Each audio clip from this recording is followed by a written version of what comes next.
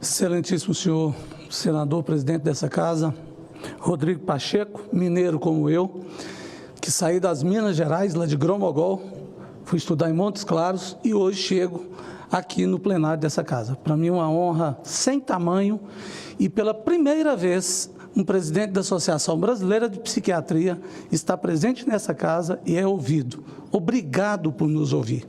Obrigado por abrir a porta para quem sabe fazer ciência, já que nós temos a Brazilian Journal of Psychiatry, uma das melhores revistas de psiquiatria do mundo, é nossa, sem ajuda financeira nenhuma de nenhuma instituição pública e mesmo privada, praticamente pouco ajuda, mas nos fez tornar das melhores revistas da América Latina, está sempre entre a primeira e segunda revista.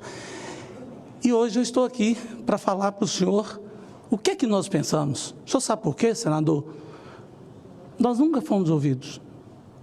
Nunca nos chamaram para vir aqui, exceto quando da construção da lei, que fomos ouvidos como um todo, o ministro à época, o nosso ex-ministro, o nosso deputado federal Osmar Terra, que teve todo o nosso apoio para a construção da lei, no sentido da defesa da saúde mental da população brasileira. Agradeço o senador Efraim, agradeço o senador Girão, dois senadores que estão trabalhando intensamente nessa área e que sempre também nos chamam para ser ouvido. Mas neste plenário é a primeira vez que chegamos. Senador Pacheco, você sabe que o cenário no Brasil hoje em relação às doenças mentais é grave, senador? Cerca de 70 milhões de pessoas, senador, têm doenças mentais no Brasil. Nós somos campeões mundiais em termos percentuais de transtornos de ansiedade. Antes da pandemia, nós já tínhamos 9,3% da população brasileira com transtornos de ansiedade. Isso é grave. O Brasil não é um país de pessoas tranquilas, é um país de pessoas ansiosas. Nós estávamos com 5,8% da população brasileira, senador, antes da pandemia, com depressão. 5,8%. Só perdíamos para os Estados Unidos em termos percentuais, que era 5,9%. Em 2022, soltou-se uma pesquisa brasileira chamada Vigitel. Sabe para quanto, senador, que nós pulamos pós-Covid, para quadros depressivos no Brasil? 11,3% da população brasileira com sintomas depressivos. É grave, é gravíssimo. E nós temos a esquizofrenia, que é uma doença irreversível, e que a maconha simplesmente faz com que ela venha à tona e que nunca mais saia da vida das pessoas, quer seja os pacientes, quer seja dos seus familiares. Então, senador Girão, é muito grave você brincar com isso. Qual é o cenário dos tratamentos em saúde no mundo? Nós caímos nossos índices ligados às mortes por cânceres. Caímos nossos índices com as mortes ligadas à AIDS. Mas em relação ao suicídio, nós estamos crescendo assustadoramente com nossos índices. E isso se deve a quê? Se deve à presença de mais acessos a drogas, a álcool. A facilidade do acesso faz com que a doença venha a cada vez pior, porque praticamente 100% daqueles que cometem suicídio é porque estão doentes, é porque têm doença mental. Então, os índices crescem assustadoramente. E o que é que nós temos feito? Nada. Como coordenador nacional da campanha Setembro Amarelo, da Associação Brasileira de Psiquiatria e do Conselho Federal de Medicina, nos assusta. E eu gostaria muito de colorir essa casa aqui em Setembro de Amarelo, para a gente trabalhar a prevenção do suicídio. E qual é a segunda maior causa de suicídio? Uso e abuso de substâncias psicoativas, álcool e outras drogas. E nós estamos falando em liberação. Prestem atenção, Todo mundo nessa casa sabe muito bem que nós tínhamos de 48,5% a 50% da população brasileira que consumia cigarros. Nós não fizemos liberar, nós fizemos restrição do uso. E quanto mais restrição nós fizemos, nós baixamos de 50% da população brasileira que consumia o tabaco para cerca de 10%.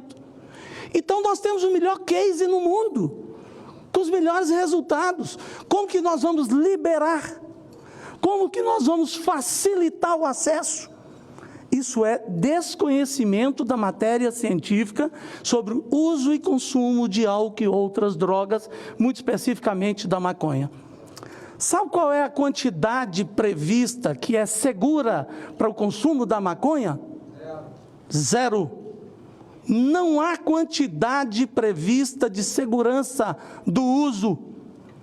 Se há que banir uma droga da face da terra, é a maconha. Então a gente tem que diminuir a produção. Nós temos que diminuir a possibilidade de distribuição. Nós conseguimos fazer isso com antibiótico.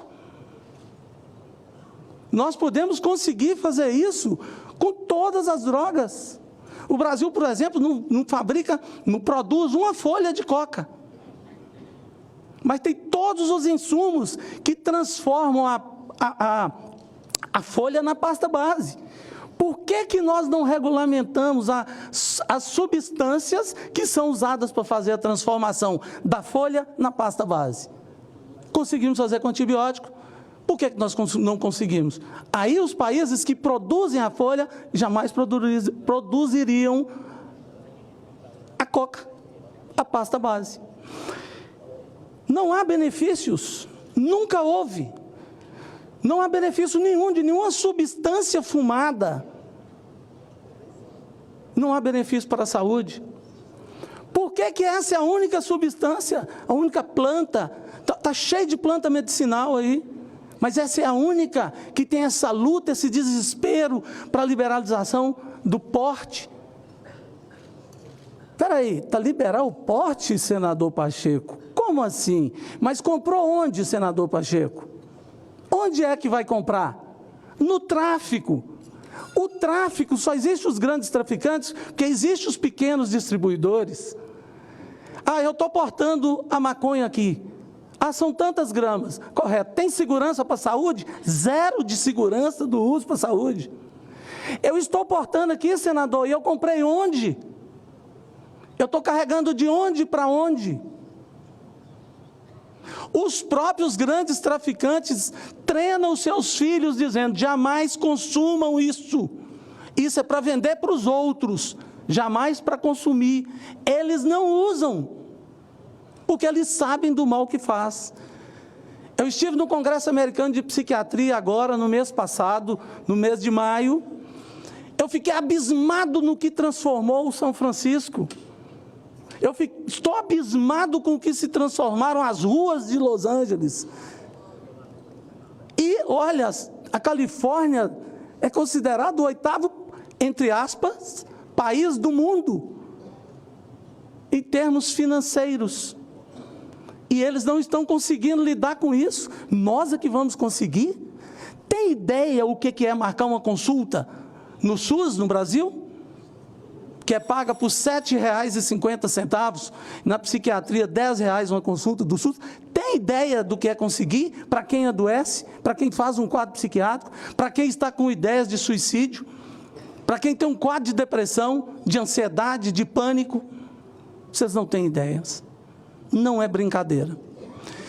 Eu gostaria de dizer aqui que eu não sou vinculado a nenhuma ONG, que eu não sou vinculado a nenhuma indústria do álcool, da maconha, nenhuma indústria financeira, indústria de medicamentos. Eu estou aqui representando a Associação Brasileira de Psiquiatria e o Conselho Federal de Psiquiatria, aqui me dado essa possibilidade de aqui representar pelo nosso presidente do Conselho Federal de Medicina, o doutor Irã Galo. Estou muito honrado de estar aqui frente ao senador do meu estado, presidindo essa casa, e a psiquiatria brasileira tendo voz, sendo ouvida. Pelo amor de Deus, senadores, não permitam isso. Nós não podemos criar uma fábrica de loucos no Brasil. O preconceito com o doente mental é enorme. O preconceito com o dependente químico é duplo, é o duplo estigma. Nós não aguentamos mais esse preconceito estrutural. O próprio Estado nos coloca, assim, completamente na marginalidade da realidade do que precisamos. Nós precisamos disso. Agradeço ser ouvido aqui hoje pelo senhor. Muito bom saber que um senador do meu estado, presidente dessa casa, não vai deixar acontecer no Brasil esse absurdo de, por uma canetada, liberar as drogas. Não faz isso, nós vamos destruir com a nossa população. Não faz isso, senador. Muito obrigado de coração.